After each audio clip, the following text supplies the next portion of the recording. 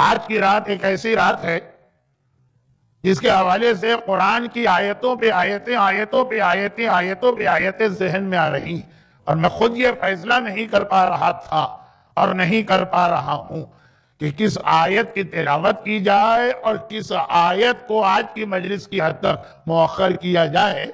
تو کل کی مجلس سے ایک ربط ملاتے ہوئے، جیسا کہ میں نے کل بھی عرض کیا تھا کہ 4 دن میں اتنے سارے مختلف موضوعات جمع، روزانہ کوئی نہ کوئی بات اس دن کی رہ جاتی ہے جو پھر اگلے دن سے تھوڑا ربط رکھتی ہے۔ لیکن بیان شروع کرنے سے پہلے، بیان تو شروع ہو گیا، موضوع پہ بیان شروع کرنے سے پہلے ایک گزارش یہ ہے کہ ابھی ہم لوگوں نے اعمال شب مبعث انجام دیے۔ پہلے تو میں اس بات کی بھی وضاحت کر دوں کہ ہمارے یہاں آج کی رات معراج کی رات کے نام سے زیادہ مشہور ہے۔ یہ مبعث تو انڈیا پاکستان میں بہت کم لوگوں کے ذہن میں تھا، اب نہیں، اب تو بہرحال کافی اویئرنیس آ گئی، اور یہاں بھی ہمارے یہاں ہماری روایتوں کے اعتبار سے آج کی رات کو شب معراج کہنا بہت مشکل ہے۔ غلط تو نہیں ہے لیکن بہت مشکل ہے۔ آج کی اصل اہمیت و خصوصیت مبعث ہے۔ مبعث یعنی اللہ کا رسول، کنتو نبیا و آدم بین الماء والطین، کنتو نبیا و آدم بین الروح والجسد۔ کئی روایتیں کہ پیغمبر نے فرمایا میں نبی تھا جبکہ آدم، بہت مشکل اردو ہے لیکن وقت کم ہے اور مجمع بھی کوئی نوجوان یا بچے تو ہیں نہیں، سب بڑے لوگ سمجھتے ہیں۔ آدم آب و گل کے درمیان تھے، ابھی مٹی والے مرحلے میں تھے۔ ایک روایت ہے کہ میں اس وقت ہی نبی تھا جب آدم کا جسم بن گیا تھا، روح نہیں ڈالی گئی تھی، مگر حکم نہیں تھا رسول کو اپنی نبوت کے اعلان کا۔ جب یہ حکم آیا وہ آج کی رات 27 رجب مبعث، جس کے حوالے سے میں نے قرآن کی ایک آیت آج ابھی تلاوت کی، ایک آیت آج آپ نے دوپہر کو نماز جمعہ میں سنی ہوگی۔ حضرت ابراہیم کی دعا میں نے تلاوت کی، وابعث، ابراہیم نے کعبہ بنا لیا اور اب ہاتھ اٹھا کے دعا کر رہے، خدا بندہ اب ان مکے والوں کے بیچ میں وابعث، مبعوث فرما، ٹو سینڈ، بھیج اس رسول کو جو تلاوت کرے گا اور کتاب و حکمت کی تعلیم دے گا اور پاک کرے گا۔ اور سورہ جمعہ میں اعلان ہوا هو الذی بعث فی الامیین رسول، اور اللہ نے اپنے رسول کو بھیج دیا۔ یہ ہے وہ لفظ بعث، مبعث، بھیجنا، ٹو سینڈ، جو آج کی اہم خصوصیت ہے۔ اور اس حوالے سے ہم نے اعمال انجام دی۔ اعمال میں بھی بار بار مبعث کا تذکرہ ہوا دعاؤں میں، لیکن جو اعمال آپ نے انجام دی الحمدللہ طویل ہو گئے تھے، لیکن آپ حضرات کی پوری توجہ بھی رہی اور صاحبان ایمان کی خاصی بڑی تعداد شریک بھی ہوئی۔ اہم ترین جو عمل ہے وہ تذکرہ ہو گیا کہ 12 رکعت نماز ابھی باقی ہے۔ نماز ختم کرنے کے بعد 49 مرتبہ وہ سورے وہ ہو گئے، دعا ہو گئی، زیارت کے اہم فریضے سے بھی فارغ ہو گئے۔ لیکن اہم ترین عمل یہ نہیں، یہ نعوذ باللہ میں نہیں کہہ رہا ہوں کہ یہ عمل کی اہمیت نہیں، اہم ترین، موسٹ امپورٹنٹ، سپرلیٹو ڈگری، افضل تفضیل، وہ ہے کل کا روزہ۔ سب سے اہم عمل جو مبعث کا اعمال جسے کہا جائے وہ ہے روزہ۔ رمضان کے روزے کے علاوہ سال میں 4 روزے جو بہت ہی اتھینٹک حدیث سے اور بہت ہی ہائیلی ریکمنڈیشن کے ساتھ آئیں، وہ 4 روزوں میں سے ایک ہے 27 رجب کا روزہ، پھر 17 ربیع الاول رسول خدا کی ولادت، اور پھر غدیر کا موقع۔ اور ان 4 میں جو سب سے کم مشہور ہے، آپ کو موقع ملتا، مجھے موقع ملتا حج کے دوران، 25 ذی القعدہ ضحو الارض، وہ ایک الگ موضوع ہے۔ ہمارے ہاں جو روزے بہت زیادہ رکھے جاتے ہیں سنت روزے، 13 رجب کا روزہ لوگ رکھتے ہیں، بہت اچھا رجب تو پورا مہینہ روزوں کا ہے، 3 شعبان کا روزہ، 15 شعبان کا روزہ خصوصیت کے ساتھ ہوتا ہے، امام بارگاہوں کی محفلیں اور مختلف پروگرام اس کے اعتبار سے اسکیجول کیے جاتے ہیں کہ آج لوگ روزے سے ہوں گے، افطار کا انتظام کرنا، مگر ان تمام روزوں سے زیادہ اہم روزہ 27 رجب کا ہے۔ تو کل کا روزہ حتی الامکان، ایک سوال مجھ سے کسی نے نہیں پوچھا، اور اس لیے نہیں پوچھا کہ آپ جانتے ہیں، اور عام طور پہ سوال یہ ہوتا ہے کہ مولانا آپ نے نماز پڑھائی، آپ تو سفر میں 4 دن کے لیے آئے اور نماز آپ نے پوری پڑھا دی۔ لیکن اب اتنے زیادہ علماء آپ کے درمیان آنے لگے ہیں کہ مجھ جیسا طالب علم کو ضرورت نہیں وضاحت کی کہ کثیر السفر کو سفر میں روزہ بھی رکھنے کا حکم ہے اور نماز کا بھی۔ تو یہ والا روزہ تو ایسا ہے کہ ہم جیسے مسافروں کو بھی رکھنا چاہیے، لیکن جو لوگ یہاں ٹھہرے ہیں، مقیم ہیں، جن کا وطن ہے، تو کل کے روزے کو حتی الامکان مس نہ کیجیے۔ اور اس کے ساتھ میں ایک جملہ اور بڑھا دوں تاکہ عمل صحیح ہو، جس آدمی پر زندگی میں رمضان کا کوئی بھی قضا روزہ باقی، اسے کل کا روزہ رکھنے کا حق نہیں۔ وضاحت کروں گا، پہلے جملہ پورا سن لیجئے۔ زندگی کا کوئی بھی رمضان کا روزہ باقی تو وہ کوئی بھی سنتی روزہ نہیں رکھ سکتا، خالی کل نہیں، کوئی بھی سنتی روزہ نہیں رکھ سکتا۔ خواتین کے ساتھ عام طور پہ یہ مسئلہ پیش آتا کہ لا مولا، اگر ایک صحت مند جوان عورت ہے تو ہر رمضان میں اس کے کچھ روزے تو چھوٹیں گے۔ اب رمضان میں جو روزے رکھ لیے جاتے ہیں، بعد میں قضا مشکل تو نہیں ہے بلکہ آسان ہے۔ ہم تو موقع ڈھونڈتے ہیں کہ ایسا کوئی موقع بنے، کیونکہ آج کل رمضان 16 گھنٹے کا ہے، اور یہی قضا اگر آپ ونٹر میں رکھیں تو شاید 10 گھنٹے کا روزہ بن جائے، تو آسان بھی ہے۔ لیکن بہرحال رمضان میں روزے چھوٹ گئے، اس کے بعد نہیں رکھے جاتے ہیں۔ میں عام لوگوں کی بات کر رہا ہوں، جو متقی اور نورانی چہرے میرے سامنے ہیں، یہ مسئلہ ان کے لیے ہے ہی نہیں۔ تو خواتین پہ عام طور پہ قضا روزے ہوتے ہی ہیں، اور پھر مردوں پر بھی ہوتے ہیں، کچھ نے جان بوجھ کے چھوڑے، کچھ نے سفر میں چھوڑے، کچھ نے کسی ایسی بیماری میں چھوڑے جس کے قضا واجب تھی۔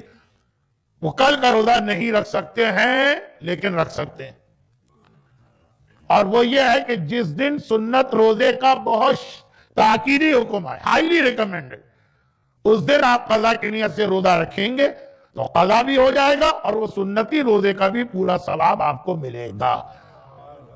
اس کو فارسی میں کہتے ہیں ہم خورما و ہم ثواب، اور غالباً اردو میں کوئی اچھا لفظ نہیں ہوگا، ایک تیر سے 2 شکار۔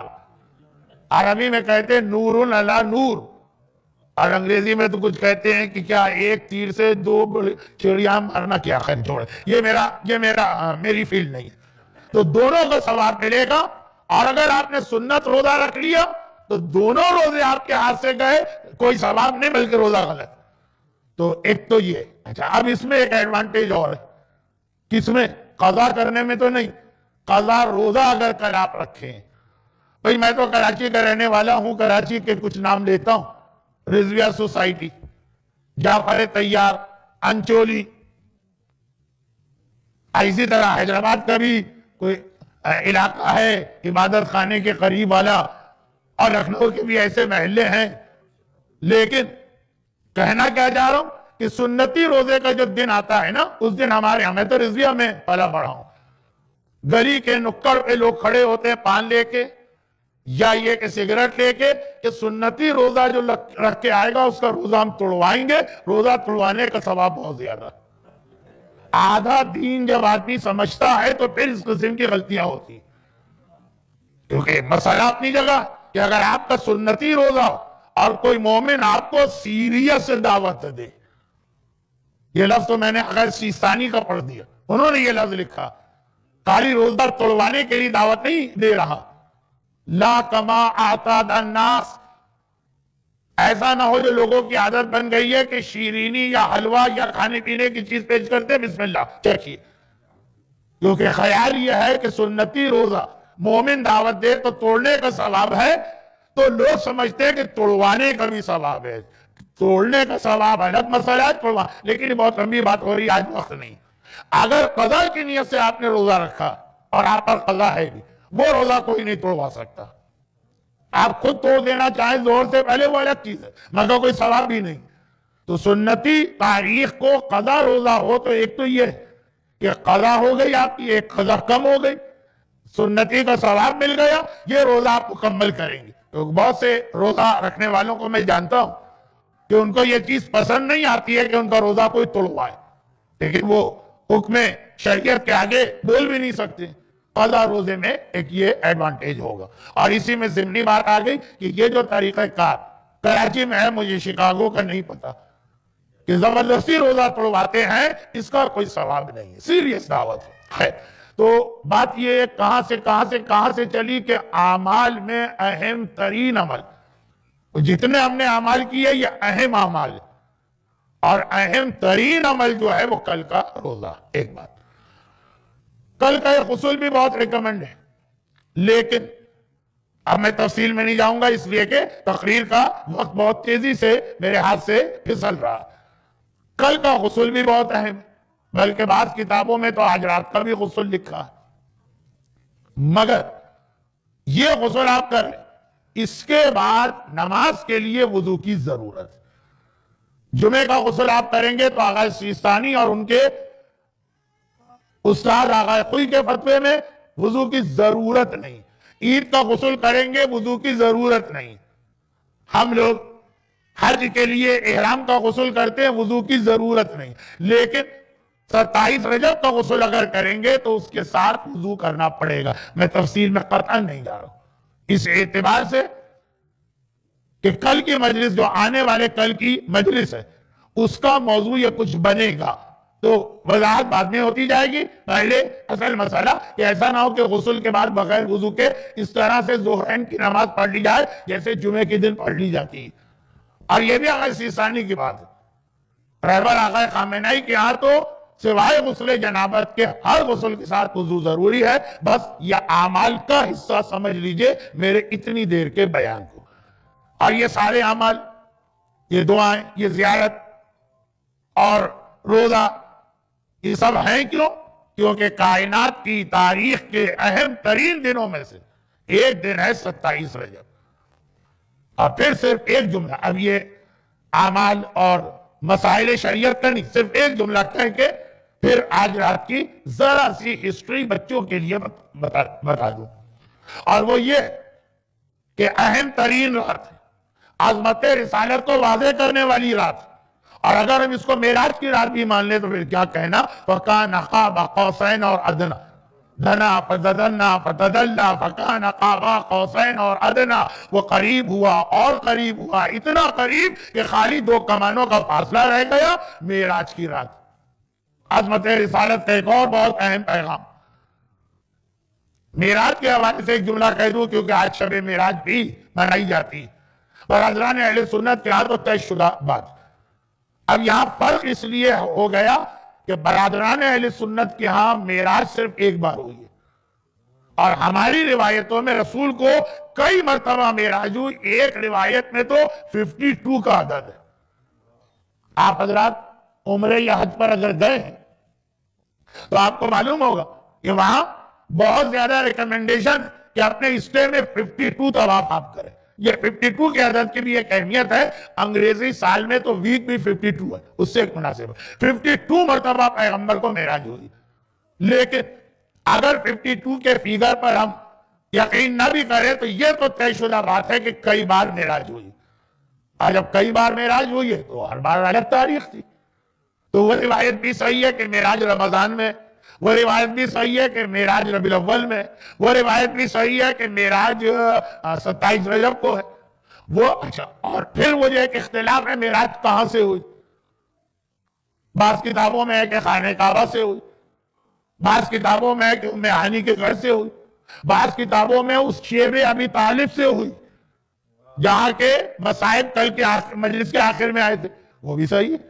اگر کئی بار معراج ہوئی ہے تو ایک بار یہاں سے، ایک بار یہاں سے، ایک بار یہاں سے، ایک بار یہاں سے۔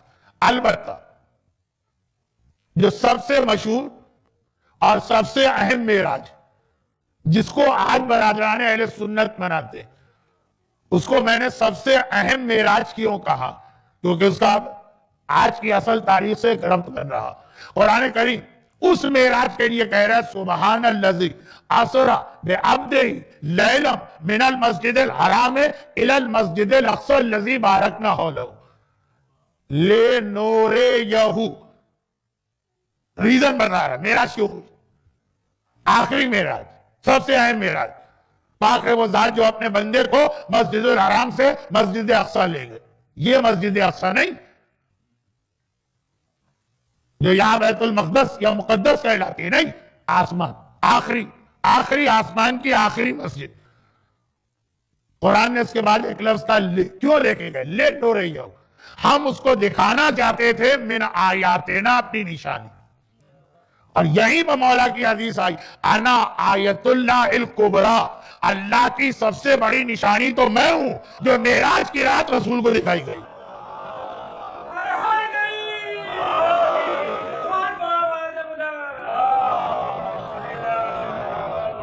سب سے اہم معراج، غالباً آخری معراج، اور سب سے مشہور معراج جو 27 رجب کی مناسبت بنے، وہ اس لیے ہوئی کہ علی کی ولایت و امامت کا اس معراج میں اعلان کرنا تھا۔ اور پھر یہ ایک بالکل الگ موضوع ہے جو کل میں نے کہا کہ 150 تقریریں کی معراج کی رات اللہ کے رسول کو آخری زمانے کی نشانیاں بھی بتائی گئی تھیں کہ جب آخری امام آئے گا تو کیا نشانیاں ہے، تو بالکل ایک الگ موضوع ہے۔ لیکن معراج تو کئی ہوئی، مبس صرف ایک، وہ آج آدم کی خلقت سے پہلے نبی حکم نہیں ہے اپنی نبوت کو بتانے کا، وہ حکم آج رات کو میرا 27 رجب۔ اور اس سے پہلے کہ میں اپنے اصل موضوع پہ آؤں، ایک ضمنی بات یہ بھی عرض کر دوں کہ بس آج ہی کی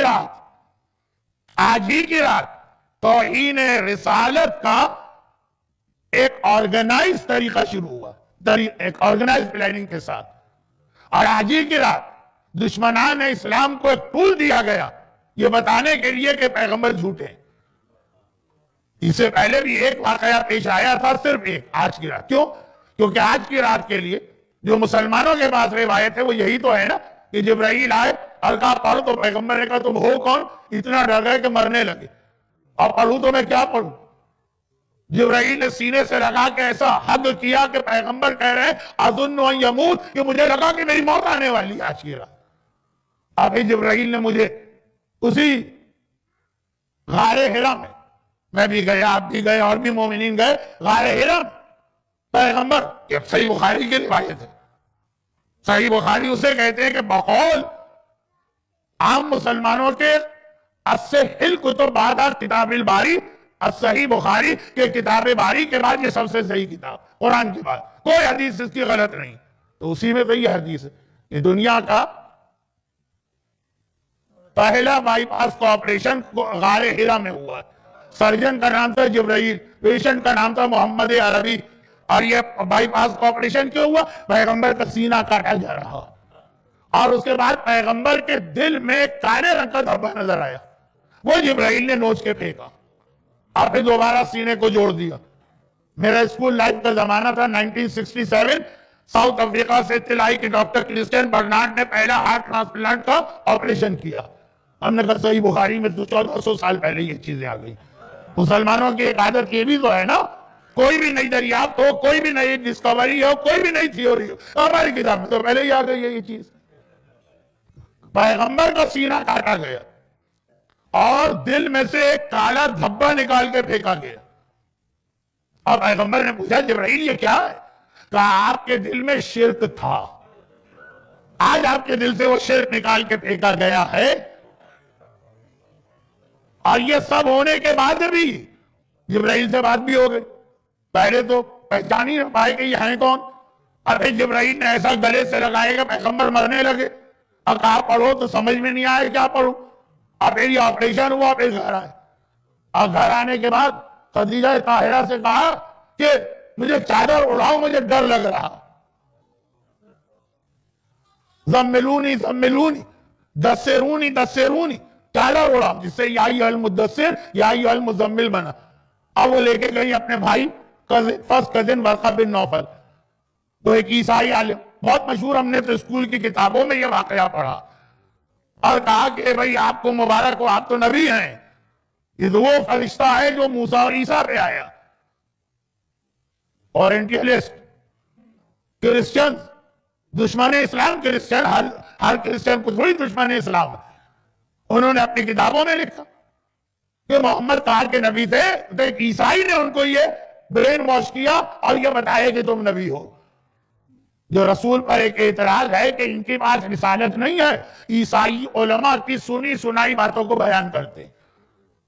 صرف ایک واقعہ، اس سے پہلے رسول جب 12 سال کے تھے اور بصرہ گئے تھے، بصرہ نہیں، بصرہ شام کا شہر ہے، شام آج کل دشمنان اہل بیت کا مرکز بنا دیا گیا، اور ارادے بھی ایسے ہیں شام کے حوالے سے، کوئی ہڈن ایجنڈا نہیں ہے کہ زینبیہ کو تباہ کرنا ہے کیونکہ وہ شرک کا مرکز، یہ کھلا ہے۔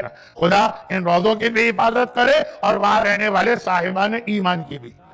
بصرہ، وہاں ایک عیسائی پادری نے پیغمبر کو دیکھا اور کہا کہ یہ تو نبی بننے والا، صرف ایک واقعہ ہے۔ اس کے بعد توہین رسالت کے سارے واقعات آج کی رات سے شروع ہوئے، جو عظمت رسالت کی اہم ترین رات ہے، جو پیغمبر کی شخصیت کی کائنات کے اندر فضیلت کی اہم ترین رات ہے۔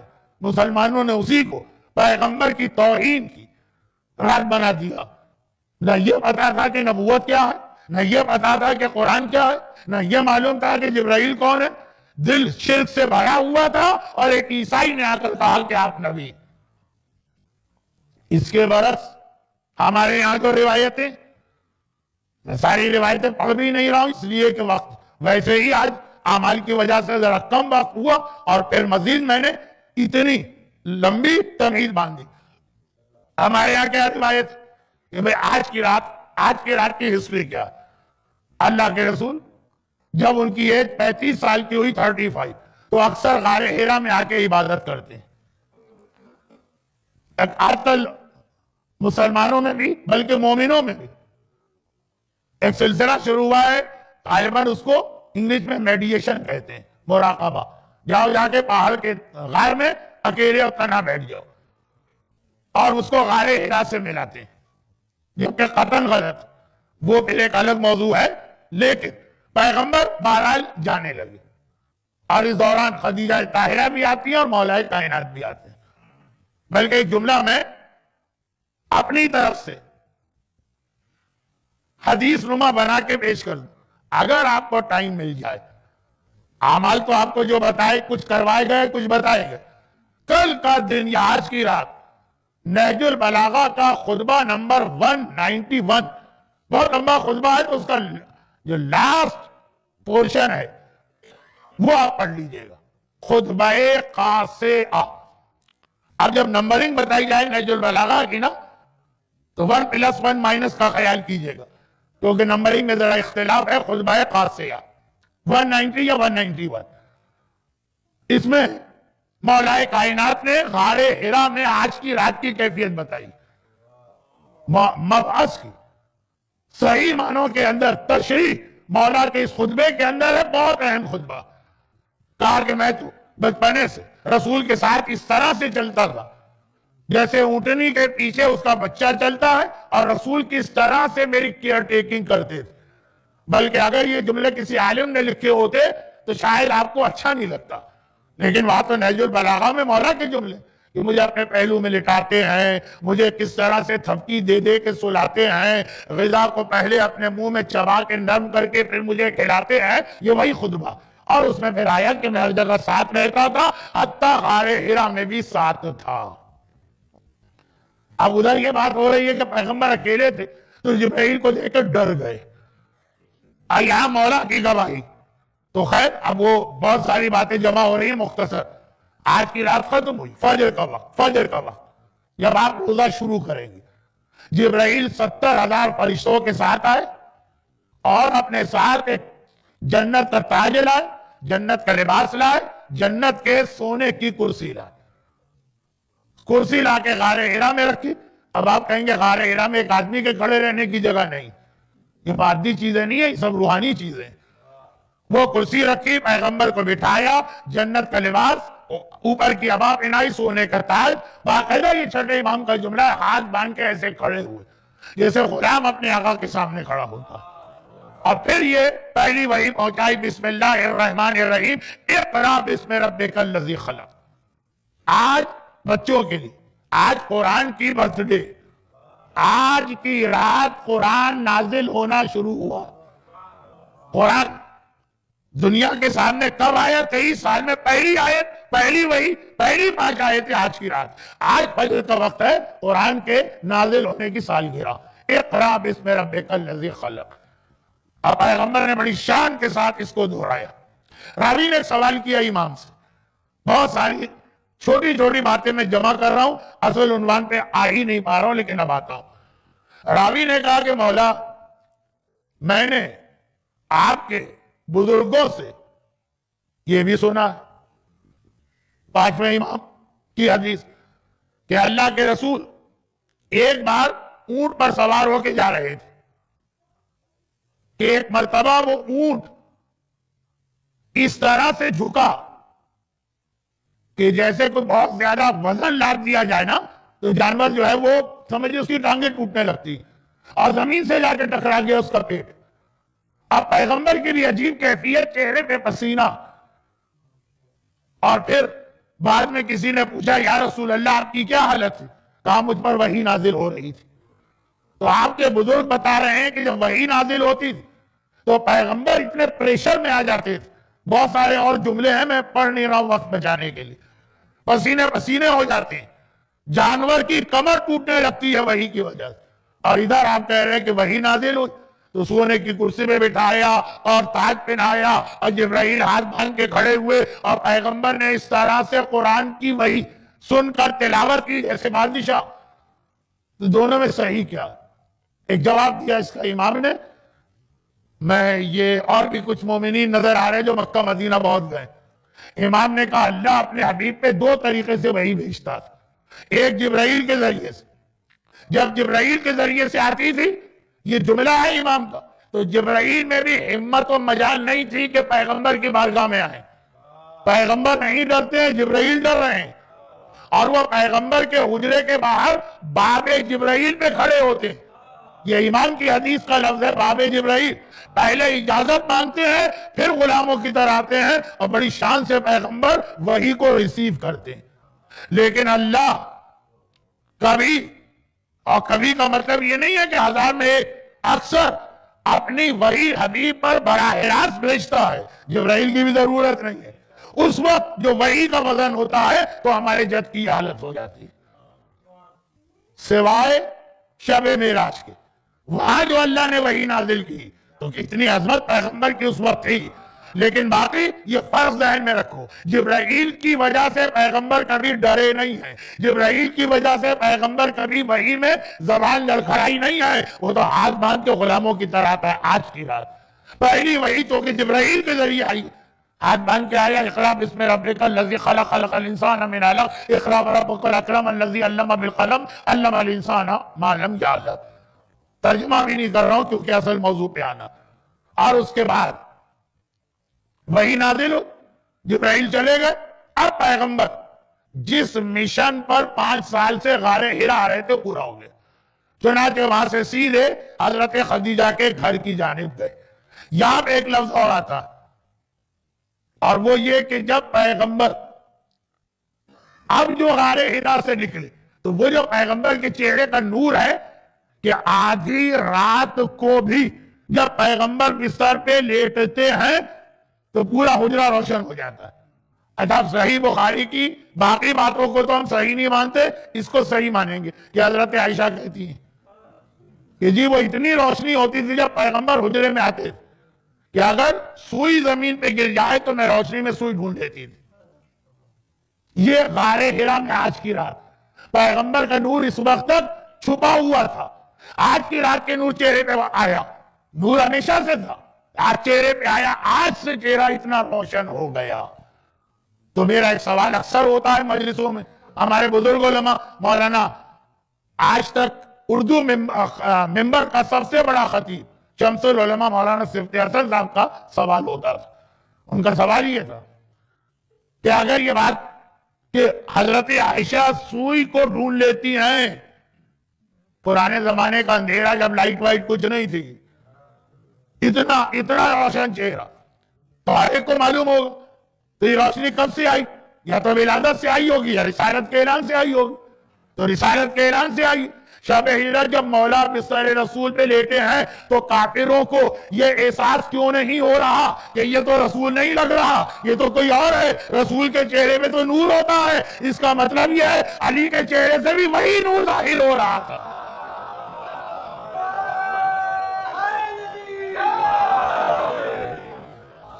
اب اکثر لوگوں کو شکایت ہوتی ہے کہ مولانا آپ کے موضوعات میں مولا کا ذکر کم ہوتا. آج کی رات جب میں پڑھتا ہوں تو الٹی شکایت ہوتی ہے کہ مولانا آج کی رات تو رسول خدا کی رات ہے اور اس کے اندر آپ مولا کا ذکر لائیں. اس کی وجہ ابھی آ رہی ہے. خطبہ قاسیہ کا میں نے ریفرنس ایک خاص وجہ سے دیا کہ ایک بار پیغمبر حجرہ خدیجہ میں آئے، غار حرا سے چلے اور حضرت خدیجہ کے گھر پہنچے. چہرہ اتنا نورانی، البتہ اب یہ دن کا وقت ہو چکا. جہاں سے پیغمبر گزر رہے ہیں، یہ کل کی صبح کی فضیلت سنیے. جب غار سے نکلے، پہاڑ کے ہر پتھر نے کہا السلام علیکہ یا نبی اللہ، ہر درخت نے کہا السلام علیکہ یا رسول اللہ، ہر جانور نے کہا السلام علیکہ یا حبیب اللہ. اور اس طرح پیغمبر جمادات نباتات حیوانات کا سلام لیتے ہوئے خانہ خدیجہ میں پہنچے. خدیجہ طاہرہ گھبرا گئی، یا رسول اللہ آج آپ کا چہرہ اتنا روشن. اب دیکھیں روایتیں کس طرح الٹی کی گئی. حضرت خدیجہ کا احترام ہم سے زیادہ کون جانتا، مگر خدیجہ رسول سے زیادہ افضل تو نہیں ہے. دنیا کہہ رہی ہے رسول گھبرا گئے، خدیجہ نے تسلی دی. امام فرما رہے نہیں، خدیجہ گھبرا گئی. کہا یا رسول اللہ اس وقت آپ کے چہرے کے اوپر اتنی روشنی، اتنا نور. کہا کہ اے خدیجہ وہ وقت آ گیا جس کے لیے اللہ نے مجھے کب سے خلق کیا تھا اور مجھے حکم آ گیا نبوت اور رسالت کا. خدیجہ نے مسکرا کے کہا میں تو پہلے سے جانتی تھی کہ آپ نبی ہیں اور میں انتظار کر رہی تھی کہ آج کا دن کب آتا. ہماری ماں خدیجہ، ہماری ماں قربان ہماری جان کہہ رہی ہے میں انتظار کر رہی تھی آج کا دن کب آتا ہے. اور ایک بار پیغمبر نے کہا کہ اے خدیجہ اب میں کچھ دیر آرام کرنا چاہتا ہوں، چادر لا کے اڑاؤ. خدیجہ نے چادر اڑائی. مولا قریب آئے. مولا اب یہاں سے دیکھیے علی کا ربط ملا. اور ایک مرتبہ کہا کہ یا رسول اللہ ابھی میں نے کسی کے چیخ کے رونے کی آواز سنی ہے. 27 رجب ہماری سب سے بڑی عیدوں میں سے ایک، اور اس دن کوئی رو رہا. اور رونے والے تو آپ کو تاریخ میں بہت ملیں گے، لیکن آج میں کسی اور رونے والے کی بات کر رہا ہوں. خطبہ قاسیہ میں رونے کا لفظ نہیں ہے، کہا کہ چیخ کی آواز میں نے سنی. اور معصوم کی جو حدیث میں پڑھ رہا ہوں غار حرا سے کہ چیخ کے رونے کی آواز سنی. پیغمبر نے کہا کہ یا علی خالی تم نے نہیں سنی، میں بھی سن رہا ہوں. کیونکہ جو میں دیکھتا ہوں وہی تم دیکھتے ہو، جو میں سنتا ہوں وہی تم سنتے ہو. یہ شیطان ہے جو چیخ کے اس لیے رو رہا ہے کہ آج جا کے وہ پہلی بار مایوس ہوا. آدم کے وقت سے کہا تھا نا کہ آپ کے ایک خدا سے کہا تیرے ایک بندے کو بہکاؤں گا. آدم آئے، نوح آئے، ابراہیم آئے، اسماعیل آئے، موسیٰ آئے، عیسیٰ آئے. شیطان ہمیشہ بہکانے کے مشن میں رہا تھا. آج وہ مایوس ہوا ہے کہ اب میرا کوئی زور نہیں چلے گا، اب انسانیت کو نجات دینے والا رسول آ گیا. مگر رسول نے ایک جملہ اور کہا جس کی وجہ سے میں نے اعمال میں ایک پوائنٹ آپ کی طرف آپ کی توجہ مبذول کرائی. کہا کہ اے علی شیطان خالی میری رسالت کے اعلان سے مایوس نہیں ہوا ہے.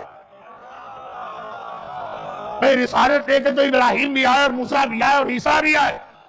ان کی رسالت آئی تھی، رسالت کی حفاظت کا انتظام نہیں ہوا تھا تو ابراہیم کی محنتیں ضائع کر دی گئی، موسیٰ کی محنت ضائع کر دی گئی. شیطان آج مایوس ہوا کیونکہ میری رسالت کے ساتھ تمہاری ولایت رسالت کی محافظ بن کے آئی ہے.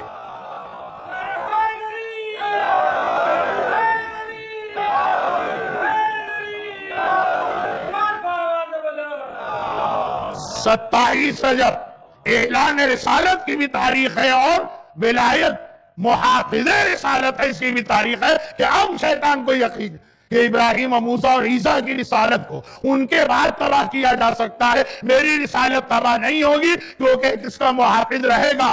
علی ہے تو علی رہے گا، آخری زمانے میں علی کا بیٹا پردہ غیبت میں صحیح لیکن بحیثیت محافظ رہے گا۔ تو آج کی رات بہت ساری خوشیاں جمع ہو گئیں، مگر پھر اس کے بعد آخری دو جملے باتیں تو اور کہنا تھی، خاص طور پر اس حوالے سے کہ علی محافظ رسول بن رہے ہیں، اور جیسا میں نے کل کہا کہ یہ رسول کو، یہ علی کو اپنے باپ ابو طالب کی میراث ملی۔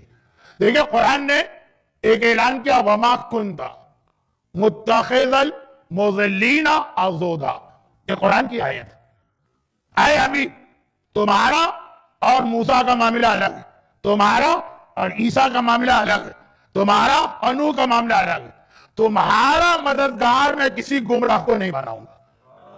موسیٰ کے لیے آپ کہہ سکتے ہیں کہ جی وہ تو فرعون کے محل میں تو وہ بھی پروان چڑھے، وہ موسیٰ کہا تمہارا مددگار کبھی بھی کوئی گمراہ نہیں ہوگا، جو تمہارا مددگار ہے۔ یہ دلیل اس بات کی ہے کہ وہ ہدایت کے اوپر ہے اور مومن ہے، صاحب ایمان ہے۔ خود پیغمبر کو یہ شرف اللہ نے دیا۔ ابو طالب کے ایمان کو قرآن کریم اس آیت کے ذریعے کتنے حسین انداز میں پیش کر رہا۔ وَتَقَلُّبُكَ فِي السَّاجِدِينَ، یہ بھی قرآن کی آیت ہے۔ اے حبیب، تمہارا نور جو آدم سے یہاں تک آیا صرف سجدہ کرنے والی کی پیشانیوں سے گزرا ہے، کسی بھی کافر و مشرک و بے دین کی پیشانی سے نہیں گزرا۔ ایک ایک چیز کی مجھے وضاحت کرنا تھی، لیکن اب وقت بھی دیکھ رہا ہوں اور جو میرا اصل موضوع ہے۔ لیکن علی آگئی 27 رجب کو ہی محافظ رسول بنے، یہ خطبہ قاسیہ کا آخری پورشن دیکھ لیجئے گا، واقعا آپ کو ترجمہ پڑھنے میں بھی ایک مزہ آئے گا، 27 رجب کا منظر آپ کے سامنے آئے گا۔ مگر پہلی مجلس میں نے اپنا تعارف کرایا تھا کہ میں مولانا اگر مگر اور لیکن ہوں، مگر یہیں سے ہماری اور آپ کی ایک ذمہ داری بھی شروع ہو گئی۔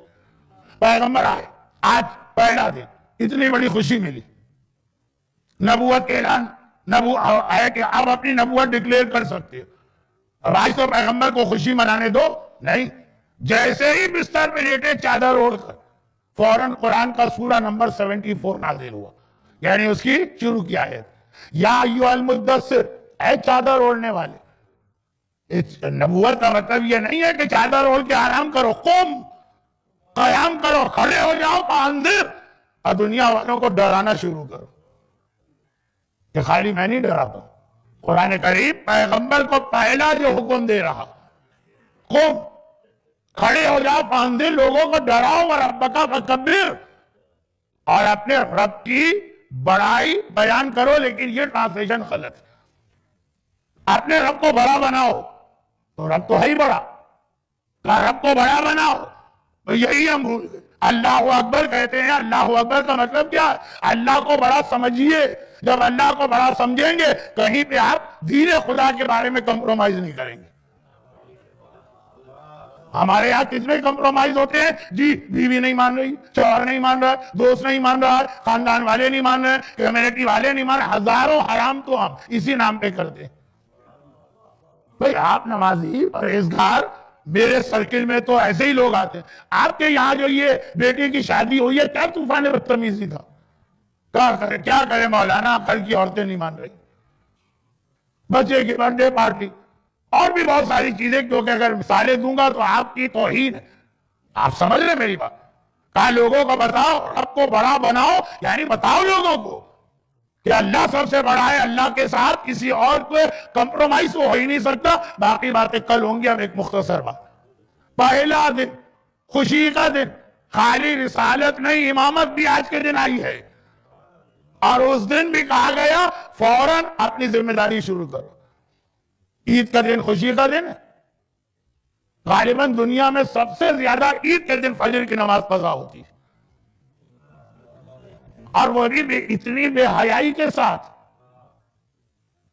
اتنی بے حیائی کے ساتھ نمازیں فجر کی اور بھی قضا ہو جاتی ہوں گی۔ پبلک کے سامنے بتایا جاتا ہے، عید کی نماز میں لوگ آتے ہیں، آدھا مجمع فجر کی قضا پڑھ رہا ہوتا ہے۔ کہ بھئی وہ سنا ہے کہ پہلے قضا پڑھتے ہیں پھر وہ نماز پڑھی جاتی ہے۔ عید جو واجب نماز بھی نہیں ہے، وہ قضا کر دو، اس میں کوئی حرج نہیں، وہ تو قضا نہیں کریں گے، عید کس دن ہے اس بات پہ مہاراجے کی گردن میں چھری پھیر دیں گے. An old man sitting in Qum or Najaf is quite an old crazy man. یہ جملہ میں نے خود فیس بک پہ کسی بچی کا دیکھا. Is quite our Eid. اور فجر کی نماز آج بھائی مولانا، اب میں پھر آ گیا رضویہ سوسائٹی پر. جو لوگ رضویہ سوسائٹی کو نہیں جانتے ہیں وہ پوچھے کراچی والوں سے، صاحبان ایمان کی بستی تھی، وہاں کی توہین نہیں کر رہا ہوں، وہیں کی گلیوں میں میرا بچپنا گزرا. لیکن 9 ربیع الاول چندہ جمع ہوتا تھا وہاں پر، ڈونیشنز. جب ہمارے یہاں اس زمانے میں جب میرا بچپنا تھا، $1 کیا $0.5 بھی بہت بڑی بات تھی. یہاں تو میں دیکھ رہا تھا کہ آپ کا یہ اتنا شاندار پروجیکٹ، لیکن ابھی پہلا فیز ہے، مزید باقی ہے. اس دن ڈونیشن کی اپیل ہو رہی تھی، کوئی ٹرسٹ سے مذہبی نہیں ہو رہا تھا، لیکن لوگ یقیناً ہوئے ہوں گے اور چھپ کے مدد کرنا چاہتے ہوں گے. لیکن مجھے یاد ہے کہ جیسے ایک بچہ بھی کتنا پیارا لگ رہا تھا، سویٹس تقسیم کر رہا تھا، یہ چاکلیٹس. اسی طرح کے بچے جن میں میں بھی شامل تھا، میں بھی کبھی بچہ رہ چکا ہوں تو میں بھی شامل تھا. وہ محرم شروع ہونے سے پہلے ہم گلی گلی گھر گھر جاتے تھے، ڈونیشن چاہیے کیوں؟ سبیل لگانا. اور محرم کی آخری تاریخیں ہوتی تھی، ڈونیشن چاہیے کیوں؟ کہا 9 ربیع الاول کو انڈین فلم دکھانا. اس زمانے میں بہت بڑی بات تھی. جو مین روڈ تھی نا جہاں سے پہلی محرم کا جلوس نکلا کرتا تھا، 9 ربیع الاول کو وہیں پہ اسٹریٹ کے اوپر اسکرین لگا کے. اس زمانے میں بہت بڑی بات تھی، بہت بڑی بات. اب کوئی عالم بولا کہ مولانا ایک تو خوشی کا دن آیا، آج تو ہمیں خوشی منانے دیجیے. ہمارے یہاں ہر خوشی کا مطلب ہے شیطان کی اطاعت، دین کی مخالفت. اور آج اتنی بڑی خوشی آئی، پیغمبر سے کہا کچھ دیر بھی آرام نہ کرو، آج تو تمہاری ذمہ داری زیادہ ہے. اور بس آخری بات سن لیجئے، گرچہ یہ آخری بات تھوڑی سی لمبی ہو جائے گی، لیکن آخری بات، اور وہ یہ کہ اب قرآن نے پہلے دن 2 وحی آئی ہیں، ایک نہیں. ایک غار حرا میں آئی فجر کے وقت، اور ایک تھوڑی دیر کے بعد جو فارسی میں کہتے ہیں چاشت کا وقت، جس کے لیے ہمارے پاس 2 خصوصی اعمال ہیں. ایک عاشورے کے اعمال کے لیے ریکمنڈیشن ہے، نہ رات کو ہوں گے، نہ فجر میں ہوں گے، نہ دوپہر کو ہوں گے، چاشت کے وقت. اور ایک دعائے نطبہ کے لیے حکم ہے کہ دعائے نطبہ نہ رات کو پڑھی جائے گی، نہ دن کو پڑھی جائے گی، نہ شام کو پڑھی جائے گی، چاشت کے وقت. یہ مستحبات ہیں، واجبات نہیں ہیں، لیکن ریکمنڈڈ ہے چاشت. اس وقت دوسری وحی آئی. فجر اور چاشت میں کتنا فاصلہ ہے، گھنٹے کا بھی نہیں. کہا کہ دوسری وحی آ گئی کہ اب دین خدا دوسروں تک پہنچاؤ. تو یہ کیا پہنچاؤ؟ یہ ہے کیا چیز؟ بہت جلدی، ورنہ یہ واقعہ ایسا جو میں اب پڑھنے جا رہا ہوں، یہ پورا 40 منٹ کا واقعہ ہوتا ہے، پھر اس کی تشریح 5 دن میں ہوتی. لیکن آپ دیکھیے گا کہ میں مختصر بھی کیسے کر رہا ہوں. مکہ ایک شہر ہے، مدینہ ایک شہر ہے، اور مکے کے اندر 99% بت پرست کافر ہے. مدینہ کے اندر بت پرست بھی ہیں اور یہودی بھی ہیں، اہل کتاب. اب جو مدینہ کے اندر کافر بت پرست ان کی آپس کی لڑائی ہوتی ہے. 2 قبیلے ہر وقت لڑتے رہتے ہیں. جو میں نے پہلی مجلس میں کہا تھا کہ آکلینڈ سے لے کے آپ سیاٹل تک نکل جائیے، لاس اینجلس تک، جہاں مومن ہوں گے آپس کی لڑائی ہوگی. لیکن مدینہ میں 2 قبیلے، اوس و خزرج، بہت پرانی لڑائی، 400 سال پرانی اس کی ہسٹری. لڑتے تھے، کبھی اوس جیتے تھے، کبھی خزرج، کبھی اوس، کبھی خزرج. بہت خوش بات نہ ہونے پائے، اس لیے سارے نام نکال رہا ہوں. اور یہ کہ دونوں قبیلوں کا سپورٹ مکے سے ہوتا تھا. مکے کے کچھ قبیلے اوس کو سپورٹ کرتے تھے، کچھ خزرج کو. جب اوس والے جیت جائیں تو خزرج والے مکے دوڑ کے جاتے تھے، اور جو ان کے الائز تھے نا کہ بھئی ہم شکست کھا گئے، ہماری مدد کرو. اور جب یہ لوگ جیت جائیں تو جو پہلا قبیلہ تھا وہ دوڑ کے آتا. اب پیغمبر کا بعثت کا وقت آ گیا، اعلان رسالت ہو گیا. بہت دلچسپ واقعہ ہے اور میں بہت شارٹ کر رہا ہوں. اعلان رسالت پیغمبر نے مکے میں کر دیا، جو کل کی اصل خوشی. ادھر وہاں مدینے والوں کو کیا خبر؟ وہ پتہ ہی نہیں. وہاں تو مکے اس زمانے کا کمیونیکیشن کتنا کمزور تھا. ایک شہر سے دوسرے شہر اطلاع آنے میں 2 دن، 4 دن، 6 دن، 10 دن لگ جاتے ہیں. آج کا بچہ کہتا ہے کہ مولانا کیا مسئلہ ہے؟ وہ فیس بک کے اوپر اسٹیٹس اپڈیٹ کر دیتے تو فوراً مکے والوں کو پتہ چل جاتا. بچوں کا بس چلے نا تو قبر کے مردے کے ساتھ بھی ایک آئی فون اور آئی پیڈ جو ہے وہ دفن کرے کہ وہ فوراً اپنا اسٹیٹس اپڈیٹ کر دینا کہ اب ہو کیا رہا. وہ بچے ہیں آج کے زمانے کے، ان کو معلوم ہی نہیں کہ 100 سال پہلے کیا حالت تھے اور 1400 سال پہلے کیا تھا. تو اب مدینے والے لڑائیاں ہوئی، اوس و خزرج کی، اوس جیت گئے، خزرج ہار گئے. تو انہوں نے اپنا ایک ریپریزنٹیٹیو مکہ بھیجا. یہ 300 سال کا ٹریڈیشن ہے. نام تھا ان کا اسید، بہت اہم صحابی، بہت اہم. پیغمبر نے ان کو خاص طور پہ اسپیشل پریز کیا. لیکن پیغمبر کے حالات پڑھنے کا وقت نہیں، اسید کے حالات کون پڑھے؟ ان کو بھیجا گیا. ہر قوم میں کچھ بہت ہی زیادہ دانشمند، انٹیلیکچول، ٹیبل ٹاکنگ کے ماہر وہ لوگ ہوتے ہیں. جیسے امریکہ میں ایک زمانے میں ہنری کیسنجر تھے. تو ہر قوم، دونوں انہوں نے اپنے سب سے عقل مند آدمی اسید کو بھیجا کہ تم جاؤ اور جا کے جو ہمارے الائز ہیں ان سے مدد لاؤ. اور یہ ایک نارمل طریقہ چل رہا ہے 300 سال سے. اسید بھی بڑے آرام کے ساتھ مکے میں آ گئے اور گئے سیدھے اپنے قبیلے کے سردار اتبا کے پاس، جو ان کا سپورٹنگ قبیلہ تھا، ایلائی. مہمان بن کے آئے. چنانچہ اس نے مہمان سے 3 دن تو لوگ پوچھتے ہی نہیں تھے کہ کیوں آئے. مگر ایک پرابلم ایسا تھا اسید کے ساتھ کہ انہوں نے پہنچتے ہی بتا دیا کہ میں کیوں آیا. اور پرابلم یہ تھا کہ دنیا کے جس شہر میں آپ کا دل چاہے، لفظ میں ذرا سلینگ لفظ استعمال کر رہا ہوں، ٹائم نہیں ہے، منہ اٹھا کے چلے جائیے. مکہ واحد شہر ہے کہ آپ بغیر احرام پہنے مکے میں انٹر ہو ہی نہیں سکتے. اور یہ آج کا قانون نہیں ہے، یہ ابراہیم کے زمانے سے چل رہا تھا.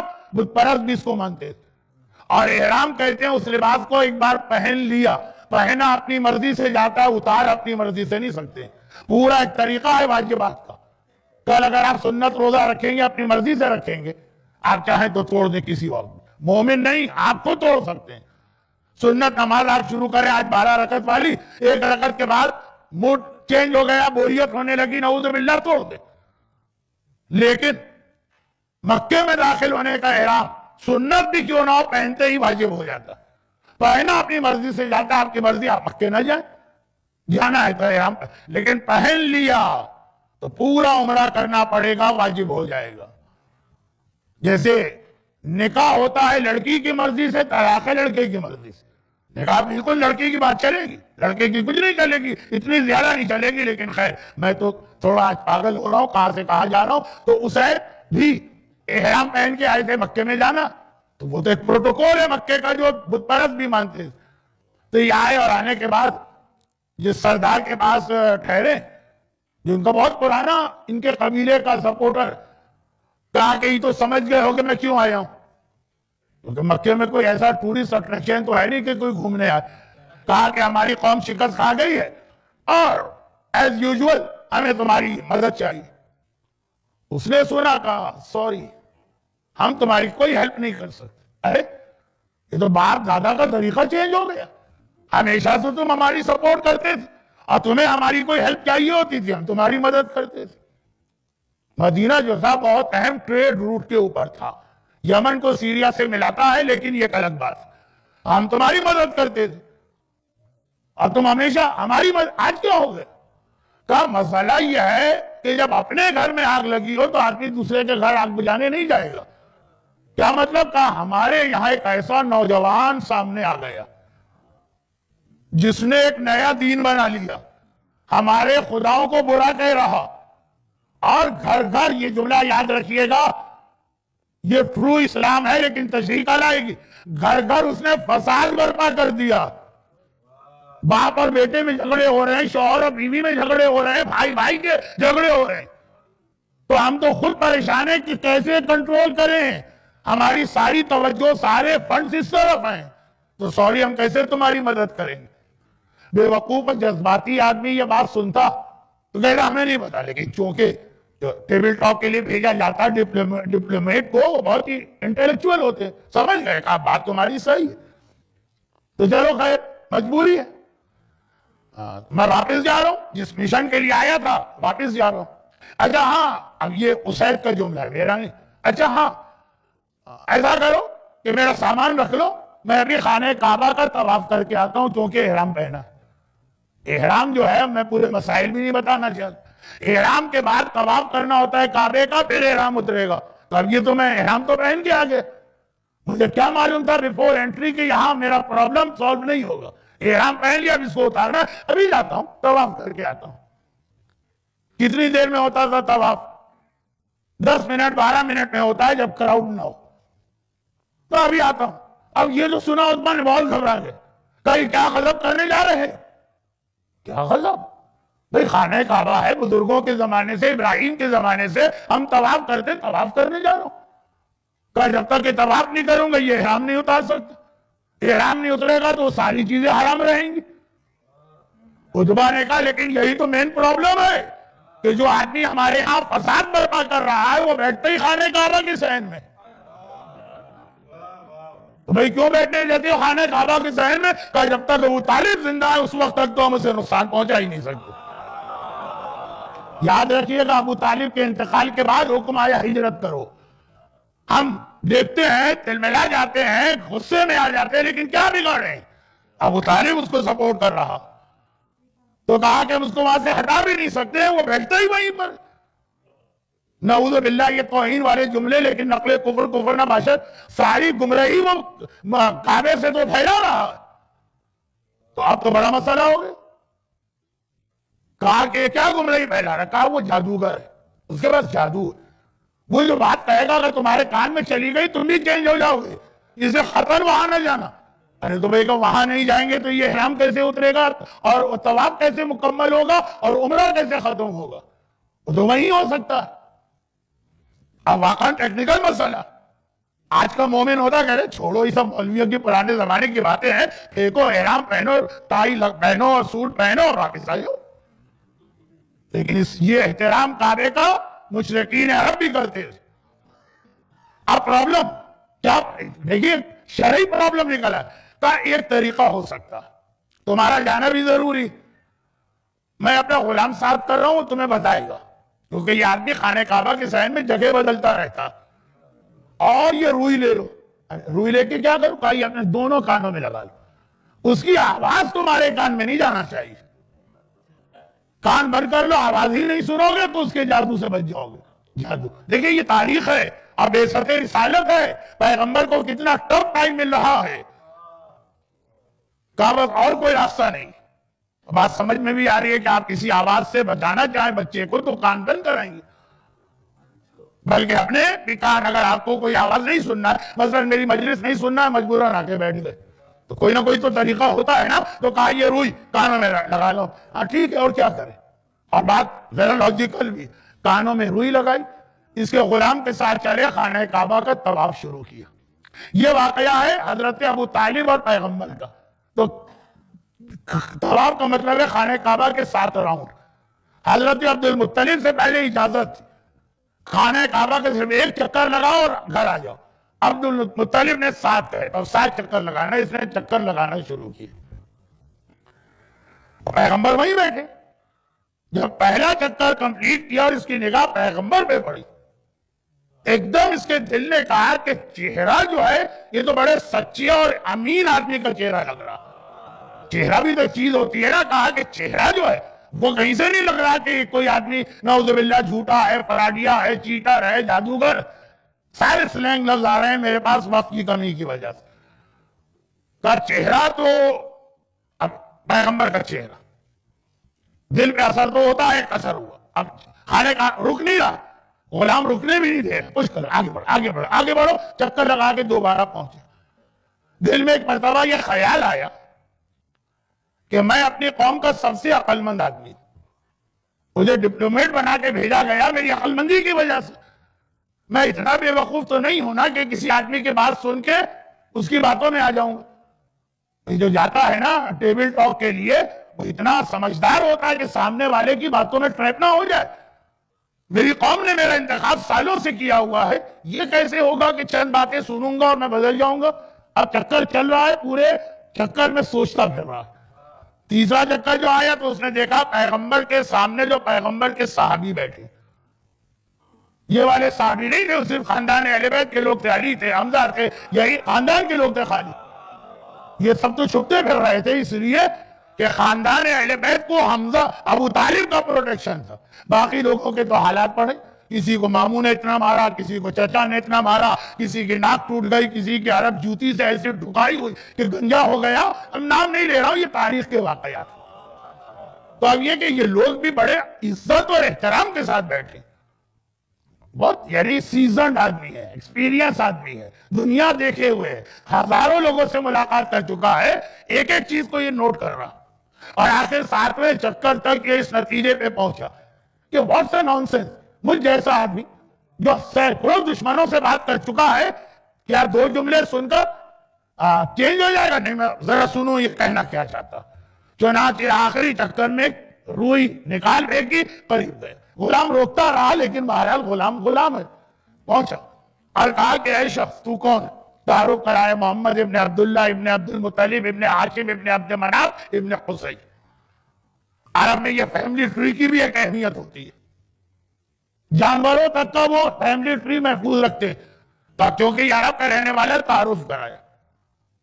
یاد رکھیے کہ اگر نسل میں کہیں کھوٹ نہ ہو, پوری طیب و پاک و پاکیزہ نسل ہو, مثلا کلمتن طیبتن کا شجرتن طیبہ, اور کچھ تو ایسے ہوتے ہیں کہ جن کی ساری نسل داغدار ہے. میرے ایک جاننے والے اکثر کہتے ہیں کہ مولانا زیادہ آپ لوگ جذباتی نہ ہو جب دنیا ابو طالب کے کفر کو ثابت کرتی. ارے بھائی کیسے جذباتی نہ ہو؟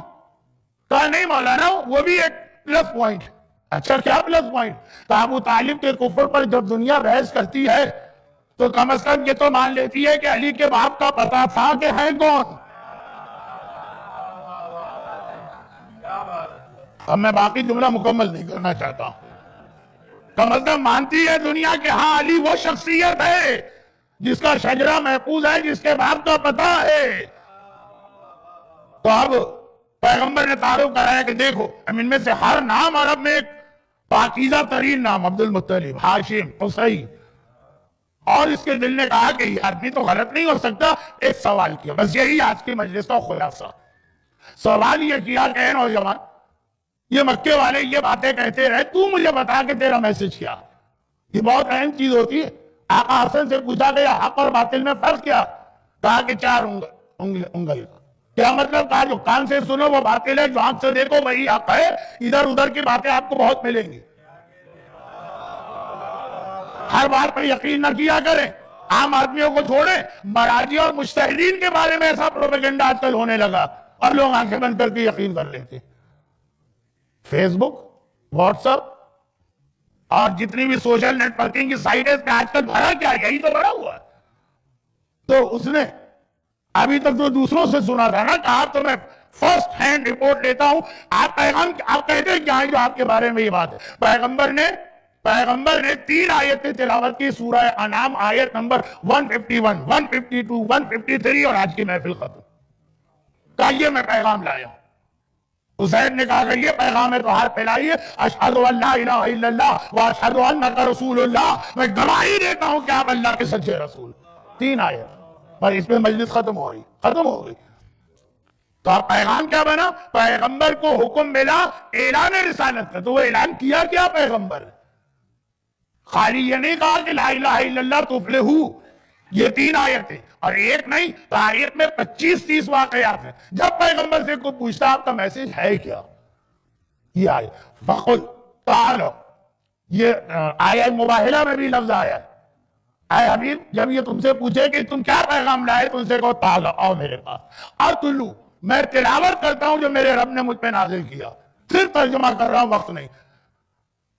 لا تشرکوا باللہ شیئا, خبردار کبھی شرک کے قریب نہ جانا.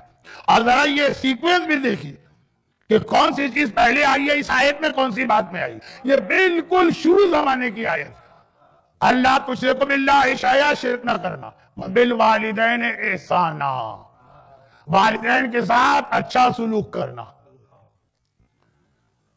کوئی عربی جاننے والا ہو تو اتنا بتا کہ عربی میں یہاں آتا ہے وَإِلَى الْوَالِدَيْنِ, اور قرآن میں آیا بالوالدین. الہ کا مطلب ہے والدین کے ساتھ اچھا سلوک کرواؤ, اور بل کا مطلب ہے خود کرو. یہ نہیں ہے کہ 2 نوکر رکھ دیا اور باپ کی خدمت کر رہا بیکار ٹھاک سے دنیا میں گھومتا پھر رہا. یہ بے اور الہ کا فرق ہے. اب میں کیا کروں، میرا سینہ پھٹ رہا ہے، گھڑی کی سوئیاں مجھے مجبور کر رہی. بالوالدین احسانا، براہ راست تمہیں اپنے والدین کے ساتھ نیکی کا سلوک کرنا. یہ پیسے ویسے دے کے، یہ پیمنٹ کرا کے، ان کے ذریعے ان کے ذریعے، خیر اب وقت نہیں. وَلَا تَقْتُلُوا أَوْلَادَكُم مِّنْ إِمْلَاقٍ، خالی باپ کا حق نہیں ہے، اولاد کا بھی حق ہے. جو کل رات کی مجلس تھی کہ اولاد کی تربیت کرنا ہوتی ہے، پیدا کر کے نہیں چھوڑ دینا. والدین کی اچھا سلوک کرنا.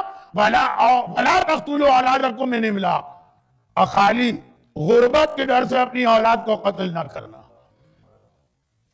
اور وَجْتَنَبُوا، آج کا پورا میڈیا، آج کا پورا فیس بک، آج کے انٹرنیٹ کی ساری سائٹس، آج کے سارے ٹیلی ویژن چینل، قرآن کی آیت وَجْتَنَبُوا مِنَ الْفَوَاحِشِ مَا ظَهَرَ مِنْهَا وَمَا بَطَنَ، خبردار بے حیائی والے گناہوں کے قریب قطع نہ جانا. آج پوری دنیا کے میڈیا کا ایک کام ہے معاشرے کو بے حیا بنانا. قرآن نے ہر گناہ کی بات نہیں کی، شراب کی بات نہیں آ رہی، سود کی بات نہیں آ رہی، سور کے گوشت کی بات نہیں آ رہی. اور جو ہمارے یہاں کے مومنین کا بڑا مسئلہ ہے، ذبیحہ گوشت ملنا چاہیے. بلکہ ایک صاحب نے تو ہمارے یہاں دعوت کی تھی تو اس کی باہر سے آئے تھے، خاص فرمائش کی انہوں نے کہ دیکھو گوشت جو ہے وہ ذبیحہ ہونا چاہیے، اچھی طرح چھان پٹک کے لانا، اور شراب اور وسکی فراب لان کے لانا. تو اب یہ ہے کہ یہ جتنے گناہ، دیکھیں بہت ساری چیزیں مجھے کہنا تھی، وقت نہیں ہے. تو جتنے ظاہر اور فوائد کا بے حیائی کے قریب نہ جانا. اور یہ عورت کا حجاب حیا کا ایک حصہ ہے. یہ میوزک اور ڈانس، ڈسکو اور ڈانس، یہ بالکل شروع کا حکم ہے. اب دیکھیے اب اس کے بعد کیا کہا، وَلَا تَقْتُلُوا النَّفْسَ، اور خبردار قتل نہ کرنا. اسلام نے قتل کو کتنا آخر میں رکھا. اب بالکل شروع کی یہ آیت ہے، والدین، اولاد، بے حیائی کے گناہ. اور پھر آیت آگے بڑھ رہی ہے. وقت بہت کم رہ گیا ہے، بلکہ وقت تو ختم ہی ہو چکا ہے، لیکن یہ آیت مکمل کرنا. 5 باتیں آیت، پہلی آیت میں آگے 151، پھر 152، پیغمبر رکے بغیر تلاوت کر رہے ہیں. اور آیت کا سلسلہ آگے بڑھا، خبردار وَلَا تَقْرَبُوا مَالِ الْيَتِيمِ، خبردار یتیم کے مال کے قریب بھی نہ جانا. وَأَوْفُوا الْكَيْلَ وَالْمِيزَانَ، رزق حرام میں نہ جانا، یعنی ناپتول میں کمی نہ کرنا، جو جس کا حق ہے وہ دینا. ایک جملے پہ میری پوری مجلس ہے. یہ والی آیت جو ہے نا، ہم لوگوں کے لیے آسانی یہ پورا اشرا بن جاتا ہے. 10 چیزیں 10 مجلسیں. لیکن اب میں اپنی مجبوری بتا رہا ہوں. ناپتول کا مطلب ہے رزق حرام گھر میں نہ آنے پائے، کسی کا مال، کسی کا حق تمہارے پاس نہ آنے پائے. اور اب میرا ایک کامنٹ سن لیجئے معذرت کے ساتھ. میں نے کہا تھا میں خود کچھ نہیں کہوں گا.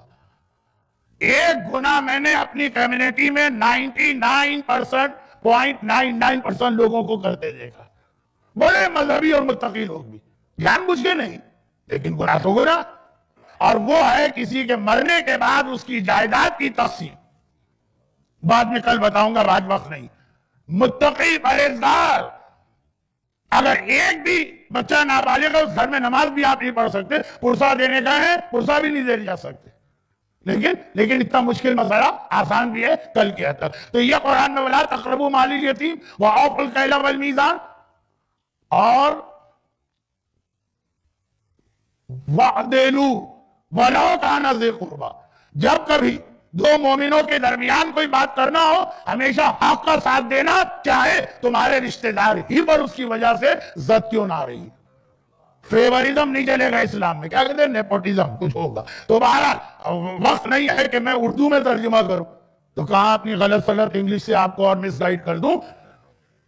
اور وَأَوْفُوا بِعَهْدِ اللَّهِ، جو عہد تم نے اللہ سے کیا ہے اس کو ہمیشہ پورا کرتے رہنا. اور وہ عہد آپ نے کیا کیا ہے؟ پیدا ہونے سے پہلے عالم ارواح میں آپ نے کہا تھا علی میرا مولا، علی میرا آقا، علی میرا سردار. تو بات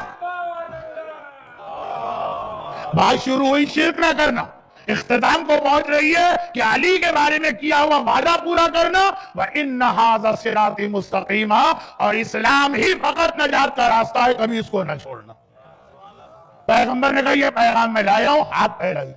اگر یہ آپ کا پیغام ہے، یہ جادو نہیں، یہ ہپناٹزم نہیں، یہ برین واشنگ نہیں ہے، یہ تو بالکل وہ چیز ہے کہ عقل اور دل قبول کر رہا ہے۔ اس سید نے گواہی دی، تو ایک تو یہ پیغمبر کی تبلیغ کا طریقہ، دوسرا یہ اسلام کی سمری، اور اسی سمری والے اسلام کو بچانے کے لیے حسین 28 رجب کو کربلا گئے تھے۔ اب یہ بات کل یہاں پہ میری بات ختم ہوئی۔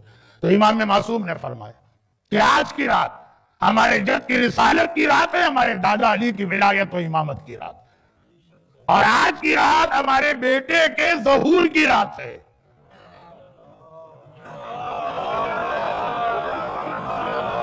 اگر علی کو مانا تو امام زمانہ کو، یہ شب معراج کا آخری جملہ تھا۔ خداوندہ آج کی اس عظیم ترین رات کا واسطہ، آنے والے دن کی اہم ترین برکتوں کا واسطہ، جو مومنین اور مومنات آج اتنی دیر تک یہاں بیٹھے رہیں، صرف تیرے دین کو سننے کے لیے بیٹھے ہیں، ان کی تمام حاجتیں پوری فرما، انہیں دنیا اور آخرت کی ہر پریشانی سے محفوظ فرما، ان کو، ان کے گھروں کو، ان کے گھر والوں کو، ان کی اولادوں کو، ان کی روزی کے ذرائع کو ہر مصیبت سے محفوظ فرما۔ خداوندہ ہمارے تمام بیماروں کو، لیکن خصوصاً ابھی جو اعلان ہوا کہ سوئٹزرلینڈ کے اندر جو ابرار فرشوی صاحب ہاسپٹلائز ہے، بہت کریٹیکل کنڈیشن ہے، خداوندہ تمام بیماروں کو، اور یہ ہمارے برادر ابرار صاحب، ان سب کو شفاء کاملہ عطا فرما۔ خداوندہ ہمارے تمام مرحومین، اپنے مرحومین کو کیسے بولا ہے، آج کی رات کی عظمتیں اور برکتیں ان تک پہنچا کر جنت میں ان کے درجات کو بلند فرما۔ دنیا بھر کے جہاں جہاں مظلوم شیعان حیدر کرار، چاہے وہ بحرین ہو، یمن ہو، سیریا ہو، عراق ہو، افغانستان ہو، پاکستان ہو، نائجیریا ہو، انڈونیشیا ہو، بہت سے ملک تو ذہن سے نکل جاتے ہیں، جہاں جہاں خداوندہ ان کی جان، مال، عزت و ناموس کی حفاظت فرما، اور صاحبان ایمان کو ہمیشہ ہمیشہ محفوظ کرنے کے لیے اپنی آخری حجت، وارث معصومین، وارث رسول خدا، محافظ دین الہی، امام زمانہ کے ظہور میں تعجیل فرما۔ ربنا تقبل منا انکا انت السمیع العلیم۔